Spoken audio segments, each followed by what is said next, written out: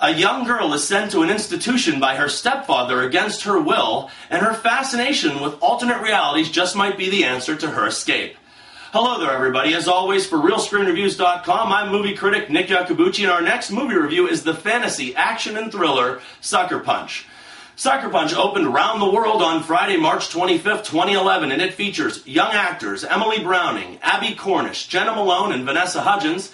It also features older actors Carla Gugino, John Hamm, and an even older actor, Scott Glenn. This film comes to us from acclaimed director Zack Snyder, the director of the still popular 300, The Watchmen, The Legends of the Guardians, and one of my favorite horror films, the remake of The Dawn of the Dead. Now this time out, he combines relentless bouts of fantasy with over-the-top action and special effects to bring us a very unique adventure. Our tale begins telling us of lead character Baby Doll, portrayed by Emily Browning. She has been committed to a mental institution by wicked would-be relatives and has just mere days before she is to undergo a procedure to be lobotomized. In search of any kind of escape, she retreats into the mystical world of her own imagination, and there she is joined by Rocket, Blondie, Amber, and Sweet Pea. Together, the five girls attempt to weave a complex and intricate plan of breaking out and leaving behind the confines of their captors.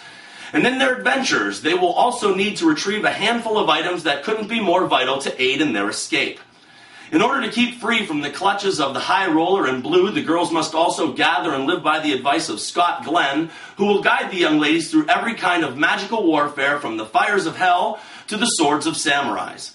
United, our heroines will be tested far beyond anything that has plagued them before, and can and will they be able to survive this fantastic and mystical adventure?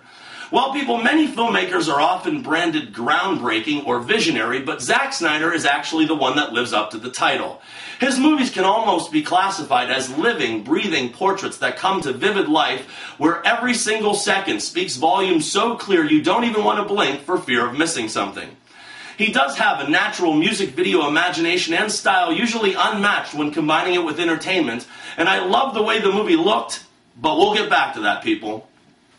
Now, Sucker Punch does bounce back and forth between one form of reality and one form of some kind of reality, and on a whole, I would say that they got the suck part right. It unleashes breathless and unrelenting bouts of action under the guise of baby dolls dancing. It creates an alternate universe for our lead characters for no other reason than to let them unload any and all aggression that they might have. The girls fight tooth and nail and almost to the death as they struggle to survive one morally challenged individual after another, and by the end, not all of them are still standing. In the very fast-paced style of Robert Rodriguez filmmaking, they don't even give the audience 1 second to consider the whole ridiculousness of what is happening, and even less time to think and analyze it. This is a cool movie to watch, but when I start seeing how Nazi German zombies are the main villains, and that they run on steam and clockwork, well, I just don't know how far the suspension of disbelief is going to carry with this one. Sucker Punch survives on every movie cliche and does its best to try and give the end kind of a surprising Twilight Zone feel to it. The main issue with this project is that they spent so much time creating this eye-popping and stunningly good-looking film, they completely forgot to give us any kind of story to go along with it. Confusion, convoluted, and muddled are three words that I would use to describe the plot, and I would be hard-pressed to think the writers could explain this story beyond its basic premise. Honestly, just because you can blow things up for a long time, that doesn't make it a good movie. The performances are okay, and the lead is better than average, but her biggest hurdle is that there's no character to develop in the first place. Outside of this being a very physical performance, there's really not much to it.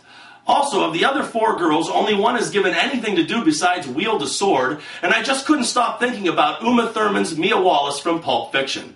She spoke in detail way back when about her TV pilot called Fox Force 5, and with these girls it looked as if it had actually come to life. Then Scott Glenn shows up as the wise and all-knowing, get this, wise man. He's kind of a Zen-like master sent to lead and direct our girls down the right path. He was okay, but I kept wondering how content him and his agent must be now that he gets offered all of the roles that would have gone to David Carradine. At almost 2 hours, Sucker Punch was too long on running time and too short on storyline. I would say that they packed so much into some spots it just felt somewhat chaotic, and I think the film would have benefited entirely if it just had less to it. In the end, these girls had more gadgets than James Bond, more lives than John McClane, and more moves than Neo from The Matrix, and all they really needed was a good script with characters they could play. Only 1 star out of 4, and that's only because it looked good. And remember, people, I'm not always right, only when it comes to the movies. And thank you for your attention.